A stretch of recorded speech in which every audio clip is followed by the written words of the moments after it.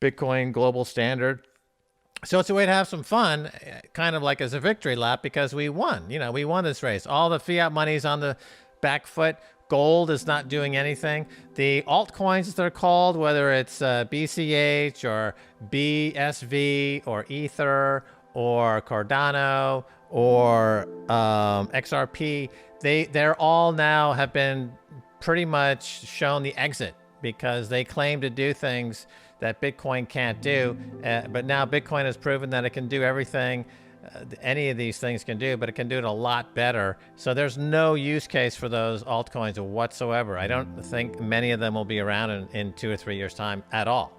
So lots of things to break down here. Before we talk about the other things, just a few more points about the event. Is it a one-stop? Is it going to be a tour? And what can we expect? Yeah, so this event is the beginning of multiple events. So it is a bit of a tour.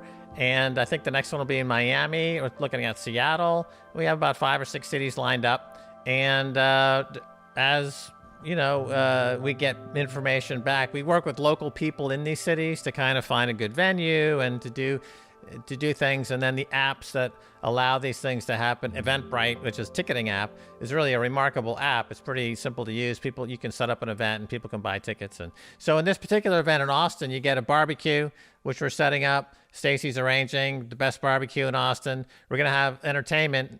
Stacy's going to be interviewing a couple of local Bitcoin legends, as well as I'll be doing a 30-minute or 40-minute rage, which I've done many, many times all over the world for 10 years, where I call it stand-up rage, just raging against Jamie Dimon, the banks, the central banks, fiat money, all the posers like Nassim Taleb, or Mark Cuban, all these people that are, foolish.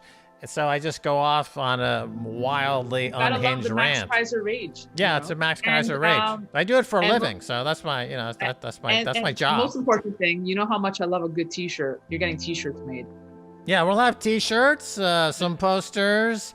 Let's see what else. So I think the place opens at 5 o'clock. It'll be open till 2 a.m. It's a very sociable place. You kind of hang out and party. We got a great DJ, Sticky Buds, flying in from Canada. He's one of the best DJs in the world. He was live DJing from a boat a couple of days ago, playing some Bitcoin music. So the Sticky Buds part, it's alone is worth the price of admission because he's one of the best DJs in the world. I didn't know there was Bitcoin music. Right, there are some tunes like "Gotta Pump It Up," "Hey, Pump It Up," "You Gotta Pump It Up." Right, that's a Bitcoin song. All right, then there's a few others that have become known to Bitcoin. There's that one where the guy's playing the bongo, and Adam Back is kind of jiving with his head. I forget the tune. Gold's got to catch up. We need some songs here. Gold's never going to catch up. So there's a lot of serious topics I want to talk about, but the Miami conference. I mean, this went viral. Like it got picked up by, CNBC. Trevor Noah spoke about you because you were really passionate, right? So the event is taking place as Elon is tweeting, as the Bitcoin price is coming down. And things got pretty heated. You ripped up money on national television. Just your thoughts on that conference and what you were feeling those days. Right. Well, as far as ripping up money, that was actually 2 years earlier at Bitcoin 2019.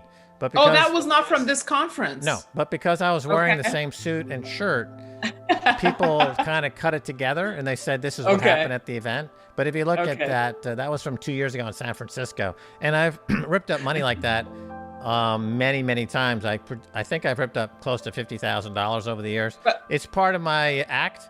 I typically enter ripping up dollars, ripping them up, so that people can understand that they're just worthless garbage and that there's nothing there to respect in any way. And so it's, I think it's important to get that message across. It's not about the money. It's about sending a message, as the Joker said in one of the Batman movies, which is very true. And so that was from 2 years earlier. The actual event, the interview I had with Michael Saylor is really good. You can see it online. That lasts 25 minutes after the first 30 seconds, that people are focusing on. But that's fine. As I was saying, this is a time of victory for Bitcoin. We beat all the altcoins, we beat fiat money, we beat gold. So everyone is in a celebratory mood. It kind of like when you win the World Series or you win the Stanley Cup. So emotions are high, people are happy, there's partying. And our July 8th event is going to be basically a party in that sense. We beat them all. We beat them all, and things are just now getting into the sweet spot. Right. It's great that China is getting out of the Bitcoin mining business because it means that the mining gets more distributed, more decentralized. Only Bitcoin is decentralized. Nothing else is. Fiat money is not, gold is not, and the altcoins, certainly no altcoin is decentralized. Only Bitcoin is truly decentralized. And so people used to say, China's overly mining, too much mining in Bitcoin, it's too centralized. Okay, well, now that's no longer true anymore. It's being dispersed, it's being decentralized. Exactly as the game theory baked into the Bitcoin protocol would tell you would happen, has happened. As I said would happen 5 years ago, 4 years ago, 3 years ago, I said that decentralization was always going to hew toward more decentralization. So China's out of the picture. Their own central bank digital currency is just more centralized garbage. It doesn't compete with Bitcoin. It's just another version of their own fiat money that they're just doing digitally. It doesn't compete with Bitcoin. They will be plowing back into Bitcoin at $500,000 to $600,000 a coin. China made a strategic error right now, geopolitically. But it's great for El Salvador. It's great for Guatemala. It's great for Paraguay. It's great for Mexico, because they're going to inherit this monetary network at a great price.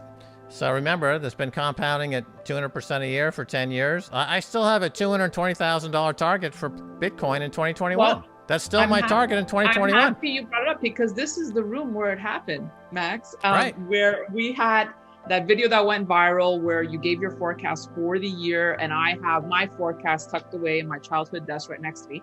I want to know, you have this big, bold forecast of 220,000. Yeah. You were hoping for November. Have you since adjusted? No. I saw the same thing in 2013 and again in another period where you had a 5, 6, 7x move in a compressed amount of time. So I still have that target. The fundamentals that apply to Bitcoin are only getting stronger, and people are, I think, not pricing in